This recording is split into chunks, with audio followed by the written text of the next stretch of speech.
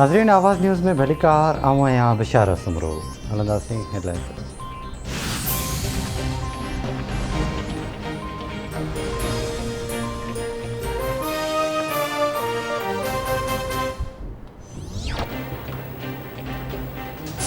वफ़ाक़ तरफ़ां कोरोना जी पखेड़ खे रोकण लाइ सिंध सरकार जी हर मुमकिन मदद करण जो फ़ैसिलो।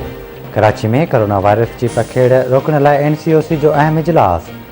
सिंध सरकार जी मदद लाइ समूरा वसीला क़त बांधा वेंदा।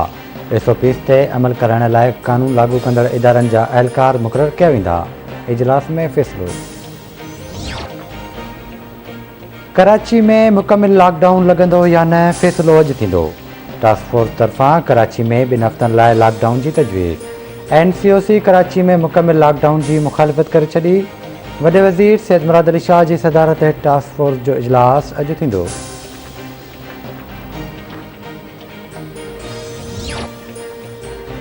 मुल्क में कोरोना वायरस जी चौथी लहर। वायरस वॻे वधीक 86 मरीज़ फ़ौत। फ़ौतुनि जो अघु वधी 23,295 थी वियो।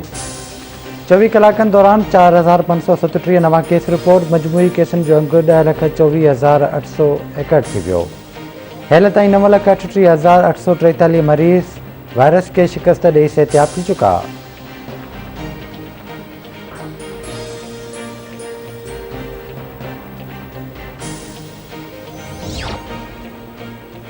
पाकिस्तान अफ़गानिस्तान में अमन जो ख़्वाहिशमंद आहे। अफ़गानिस्तान में अमन लाइ मसालती किरदार जारी रखियो वेंदो। वफ़ाक़ी वज़ीर फवाद चौधरी जी तक़रीब खे ख़िताब। चवे थो पाकिस्तान ख़िते में इक़्तिसादी राब्तनि खे हथी ॾियणु चाहे थो। अफ़गानिस्तान बाबति पाकिस्तान जी पॉलिसी वाज़े आहे।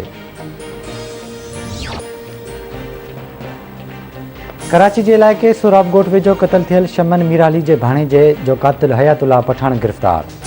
घुर्बल जवाबदारनि जी गिरफ़्तारी लाइ पुलिस जा मुख़्तलिफ़ हंधनि ते छापा जारी।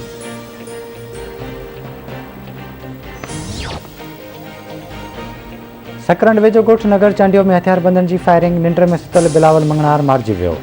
संदसि ज़ाल ज़ख़्मी। काज़ी अहमद वेझो अब्दुल हकीम ज़रदारी जो लाश हथायो।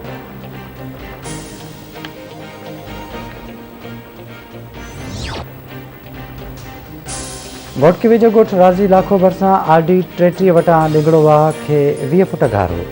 गारे सबबि 100 एकड़नि ते बीठल फसल पाणी हेठि। पाणी ॻोठनि ॾांहुं वधणु लॻो। इतला बावजूदि आपाशी अमलो न पहुतो।